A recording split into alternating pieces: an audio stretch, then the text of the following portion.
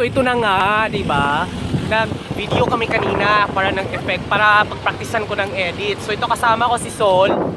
Yan, pinakamagandang babae sa balat ng lupa. Matangkad to, ay opak. Oh. So pauwi na kami. Medyo ayun oh, Hagardo Versosa na ako. Tapos yung Koji ko medyo mangingitim na to kasi nasa ilalim tayo ng araw. Yung assistant ko ang taga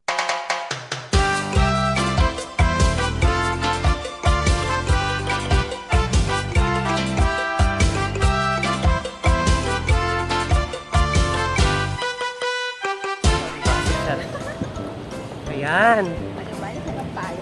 Diba? Pak! So, saan na ba tayo? Nandito tayo ngayon sa ano? Ito. Nandiyan kami sa stadium. So, para kaming nasa Saudi.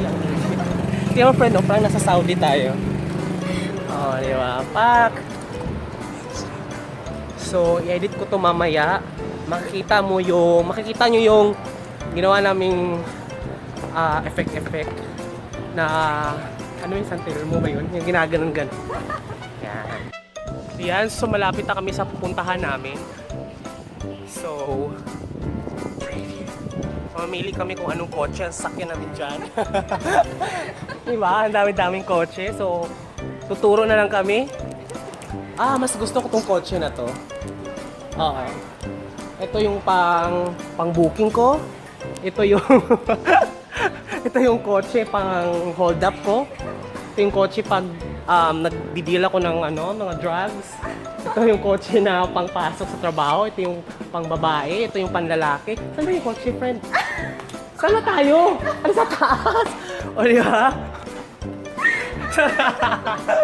So, aakyat tayo. Ang taray ng ito talaga yung pinaka-gusto ko yung diba? Ang taray. Ako nakatira isang floor lang. Pero ang kotse nasa second floor. Buti pa ang mga parking may second floor. Ay, ito. Pakita natin dito. Ito yung, ano ba to? Dito ka muna, magsalita ka muna. Dito muna tayo, picture tayo. Dali!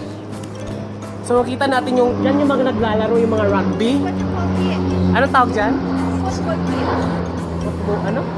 O diba, hindi ko kayong pronounce, diba? Ito, football pitch? Ayan. So yan yung mga rugby boy. Yung mga naglalaro ng rugby boy. Soccer. Yung mga soccer nandyan. So, saan yung kotse natin?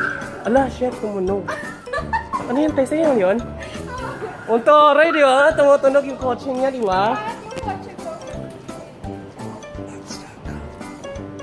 Driver, pakibuksa. Di ba? Kotse niya. Ito yung driver ko. Tingnan mo yun. Mga ganyan mga driver, di ba? Actually, kotse ko lahat yan. So, ayan.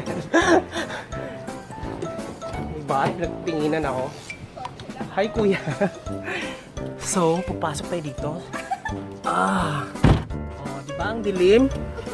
Oh my God, aircon! Ang ganda ng ilaw. May pa-ilaw si Mayor. Ano masasabi mo? Okay naman yung pasahod ko. Diba? Ang init, friend. So, ito, kagaling lang namin hanap buhay. So, galing kami sa aming farm. Charot. Nagtanim ko ng palay, nag-araro. Diyos ko. Di atay. Diba? So, nagpa-aircon na si Mayor. Medyo madilim nga lang kasi hindi ba parang anong tawag doon? Pag may anong pronounce siya? Pag pronounce talaga pag Bisaya. Yan, ititien.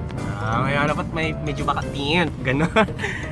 Oh my God, naswerte. Sana naka-rides mo. Diba? Tapos, ang nakakatuwa pa dito, ang parking nila may first floor, second floor. Diba? Pero yung sa tao hanggang first floor lang. Diba? Say hi to my followers. Ang followers ko, 5. Isa ka na doon. Ang subscribers ko, 5 lang sila. Ako at ang aking mga magulang. magulang at ang mga kapatid at ikaw. So lahat ng feature ko kailangang mag-follow. Kaya pala pinipage. Oo. Diyos ko, grabe yung mukha ko, friend, no? So, ayan, pauwi na kami. And pagdating ko sa bahay, i-edit ko ang aking first video. No, it's not my first video, but it's my first video using the video editor, which is Sony Vegas Pro 13. 2,000 years later.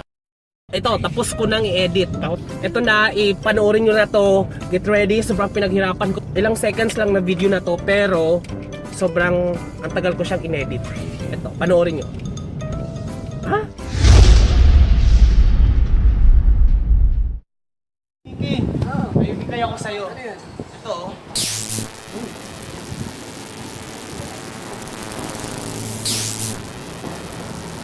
Tagapin mo. Ako na to. Ako?